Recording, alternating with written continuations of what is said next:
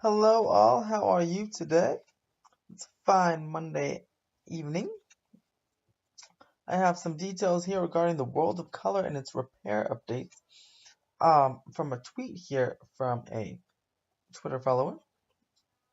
According to this Twitter follower, he has news, or they have news, that the World of Color is an 80. It says Disneyland update. World of Color.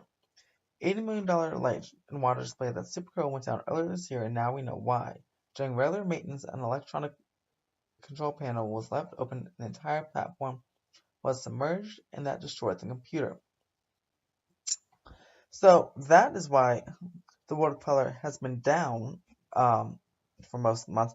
I guess it seems like human error was was to blame for this, as yeah, they're doing regular maintenance for the world color, and the computer was left open when the building was submerged. Now, later on in that tweet thread, it says that the repairs are close to finishing up and they might be testing for a World of Color Season of Light for maybe not the beginning of November, maybe to come back in December. Who knows? But hopefully we get World of Color Season of Light to come back. Hopefully they can fix it. Looks like again they're fixing the repairs quickly enough that they can potentially be done and ready by December. Um, and that is very important because it's a very expensive show. It's a very loved show, and it can provide much nighttime entertainment for California Adventure, especially when Paint the Night ends on November 7th. Disney California Adventure will have zero nighttime entertainment until World of Color is back. So hopefully World of Color can come back late November or early December.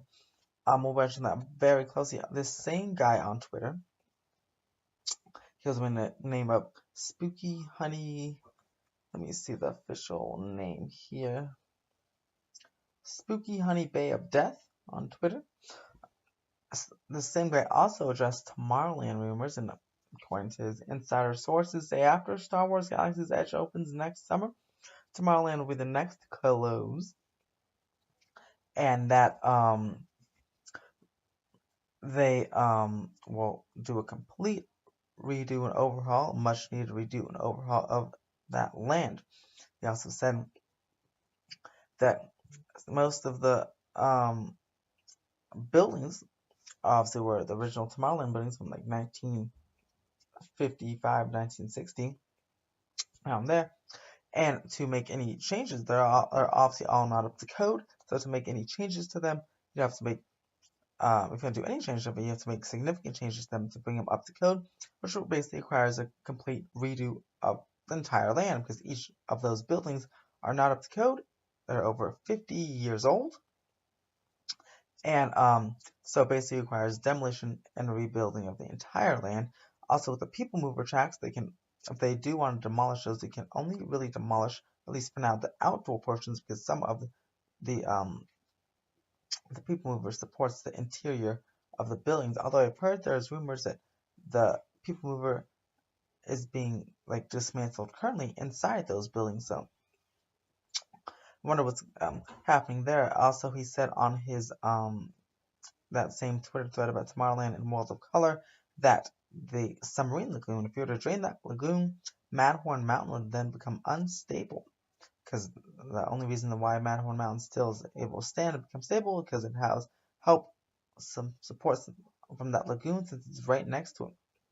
It was very interesting how everything connects together. It should be very exciting. He said more details on this Tomorrowland redo will come soon, and it will be known publicly soonish. Maybe I don't know how soonish, maybe a few months, because of the permitting process. Because everything has to go to the city of Anaheim. You know, there's still a government entity, gotta file permits. So I'm watching that very, very closely. They started to make little changes here and there to Tomorrowland, as we've already seen.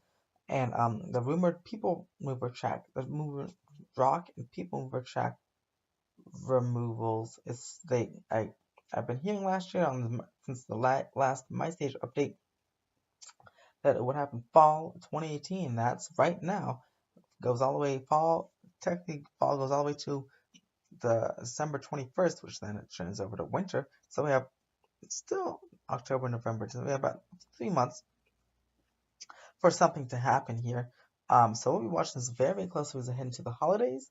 I feel like Disney wouldn't want to do, you know, disrupt holiday crowds too much by closing up walkways, but we'll see because they definitely need to make room for the crowds for Star Wars Galaxy's Edge and also for the Tomorrowland renovation that's coming sooner or later, whether this guy is right or not. The Tomorrowland renovation is definitely coming sooner because it's in need of some kind of repair system. Star Tours will be obsolete when Star Wars Land opens because it'll be thematically inconsistent. Buzz Lightyear, um, right, again, that would be too many shooters in the resort because Spider-Man shooters coming to Marvel Land, so they'll have 3 shooters in the entire resort. So best to get rid of one of them.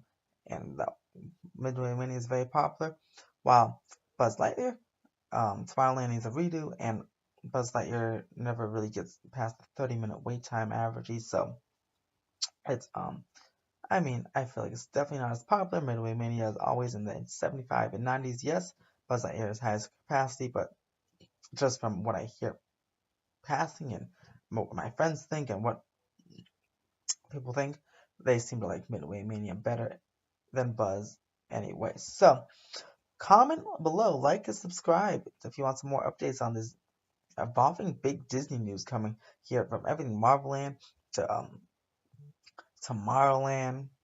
Um, and that's it. Also, keep checking the channel for more updates. Like, subscribe, and comment what you think of all this news.